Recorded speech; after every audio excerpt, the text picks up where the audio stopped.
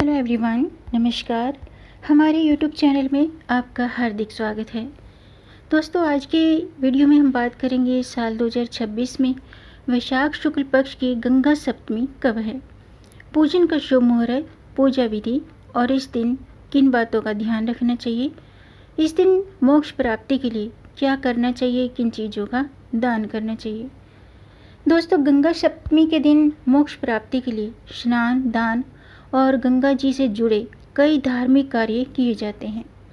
हिंदू धर्म में सभी नदियों में मां गंगा को विशेष स्थान प्राप्त है। कहा जाता है कि गंगा सप्तमी के दिन गंगा जी में डुबकी लगाने से 7 जन्मों के पाप नष्ट हो जाते हैं। वैशाख माह के शुक्ल पक्ष की सप्तमी तिथि को गंगा सप्तमी मनाई जाती है और इसी दिन मां गंगा की उत्पत्ति हुई थी। आज की वीडियो में हम जानेंगे साल 2026 में गंगा सप्तमी कब है, पूजन का शुभ मुहूर्त, पूजा विधि और इस दिन किन चीज़ों का दान करना चाहिए और किन चीज़ों का ध्यान रखना चाहिए। तो दोस्तों, वीडियो शुरू करने से पहले आपसे एक खास बात, अगर आप इस चैनल पर नए आए हैं और पहली बार आए हैं तो इस चैनल को सब्सक्राइब कर दीजिए और बेल आइकन बटन प्रेस कर दीजिए ताकि आने वाली वीडियो देख सकेंगे आप सबसे पहले। और जिन्होंने मेरा चैनल सब्सक्राइब कर दिया है उनका दिल से आभार, बहुत बहुत धन्यवाद। दोस्तों, ये आपका अपना चैनल है, इस चैनल के साथ जुड़े रहिएगा और अपना प्यार हमें देते रहिएगा। वीडियो को अंत तक ज़रूर देखिएगा ताकि कोई भी जानकारी छूट न जाए, क्योंकि दोस्तों आधी अधूरी जानकारी से पूरा लाभ नहीं मिलता है, इसलिए हमारे साथ अंत तक बने रहिएगा। तो आइए शुरू करते हैं। दोस्तों, वैशाख माह में जीवन में मानसिक और शारीरिक रूप से सुख पाने के लिए गंगा सप्तमी का दिन श्रेष्ठ माना जाता है। गंगा सप्तमी केवल एक त्यौहार नहीं है, बल्कि मोक्ष, शुद्धि और आत्मिक उन्नति का उद्धार है, शुद्धि का उद्धार करने वाला दिन है। इस दिन माँ गंगा जी का पुनर्जन्म हुआ था। स्कंद पुराण में वर्णित है कि जो गंगा सप्तमी के दिन स्नान करते हैं, यानी कि गंगा स्नान करते हैं, जप करते हैं, तप करते हैं, दान पुण्य करते हैं, तो जीवन में मंगल ही मंगल होता है, अमंगल का नाश होता है। मोक्ष की प्राप्ति की ये राह आसान हो जाती है।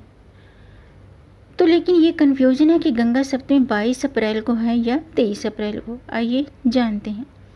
दोस्तों, गंगा सप्तमी 22 अप्रैल को रात्रि के 10:49 पर शुरू होगी। तो साल 2026 में गंगा सप्तमी 23 अप्रैल को मनाई जाएगी, यानी कि अगर आप व्रत रखते हैं तो 23 अप्रैल को गंगा सप्तमी का व्रत किया जाएगा। वैशाख शुक्ल पक्ष की सप्तमी तिथि 22 अप्रैल को रात्रि के 10:49 पर शुरू होगी और 23 अप्रैल को रात्रि के 8:49 पर सप्तमी तिथि समाप्त होगी। गंगा सप्तमी मध्याह्न शुभ मुहूर्त है सुबह के 11:01 से दोपहर के 1:38 तक। आइए जानते हैं गंगा सप्तमी की पूजा विधि क्या है। दोस्तों, शास्त्रों के अनुसार गंगा सप्तमी के दिन प्रातःकाल गंगा मैया का ध्यान करते हुए पवित्र नदी में स्नान करें, गंगा जल से स्नान करें। और अगर आप गंगा नदी में स्नान नहीं कर सकते हैं तो घर पर ही नहाने वाले जल में गंगा जल की बूंदें मिलाकर गंगा मैया का ध्यान करते हुए स्नान करें, शुद्ध वस्त्र धारण करें और सबसे पहले भगवान सूर्य देव को जल अर्पित करें। धूप दीप जलाकर माँ गंगा का ध्यान करते हुए पुष्प और अन्य सामग्री गंगा मैया को अर्पित करें और भोग लगाएं और फिर आरती करें। आइए जानते हैं कि इस दिन क्या करना चाहिए, क्या नहीं करना चाहिए और किन बातों का ध्यान रखना चाहिए।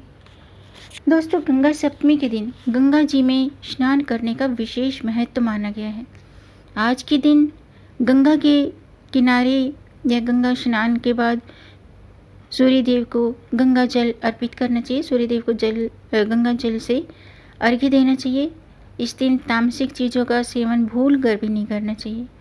इसके अलावा इस दिन गंगा में स्नान करने के बाद गंगा लहरी और गंगा स्तोत्र का पाठ करना चाहिए। आइए जानते हैं कि गंगा जी का नाम जानवी क्यों पड़ा। दोस्तों, पुराणों के अनुसार जब माँ गंगा धरती पर आई तो उनके वेग से ऋषि झरनू का आश्रम प्रभावित हुआ। क्रोधित होकर ऋषि ने गंगा जी को अपने कमंडल में समाहित कर लिया। देवताओं और राजा भगीरथ के निवेदन पर उन्होंने गंगा जी को अपने कान से पुनः प्रकट किया, इसलिए गंगा जी का नाम जाह्नवी पड़ा। इस दिन स्नान करने से मन और शरीर और आत्मा की शुद्धि होती है और इस दिन गंगा सहस्त्र नाम स्तोत्र का पाठ करना चाहिए, गायत्री मंत्र का जाप करना चाहिए। ऐसा करना अत्यंत शुभ माना जाता है।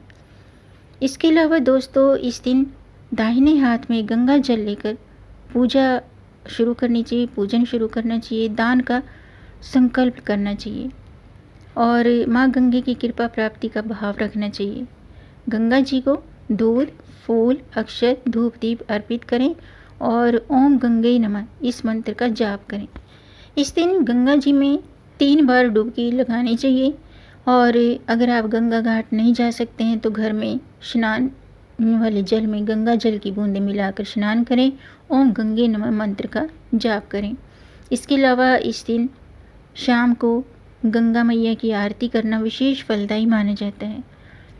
इसके अलावा दोस्तों, इस दिन महामृत्युंजय मंत्र और गंगा स्तोत्र का पाठ करें और ज़रूरतमंद व्यक्तियों को अन्न, वस्त्र, धन का दान करें, जल का दान करें।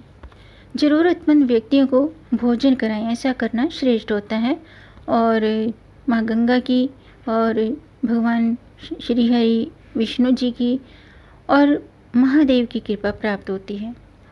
तो दोस्तों, आज का वीडियो मैं समाप्त करती हूँ। उम्मीद है आपको ये जानकारी पसंद आई होगी। अगर आपको ये जानकारी अच्छी लगी हो तो वीडियो को लाइक ज़रूर कीजिएगा। आपके लाइक से हमारा मोटिवेशन अप होता है और इस जानकारी को आगे बढ़ाकर अपनी फैमिली में, अपने फ्रेंड्स में ज़्यादा से ज़्यादा शेयर भी कर दीजिए ताकि औरों को भी इससे लाभ प्राप्त हो। और अगर आपका कोई प्रश्न है या कोई सुझाव है तो कमेंट बॉक्स में ज़रूर लिखिएगा और मेरे चैनल को सब्सक्राइब ज़रूर कीजिएगा ताकि आने वाली वीडियो देख सकेंगे आप सबसे पहले। वीडियो को अंत तक देखने के लिए आपका बहुत बहुत धन्यवाद। मिलेंगे नई जानकारी के साथ, तब तक आप खुश रहें, स्वस्थ रहें, अपना ख्याल रखें और अपनों का भी ख्याल रखिएगा। जय श्री हरि, हर हर महादेव, हर हर गंगे।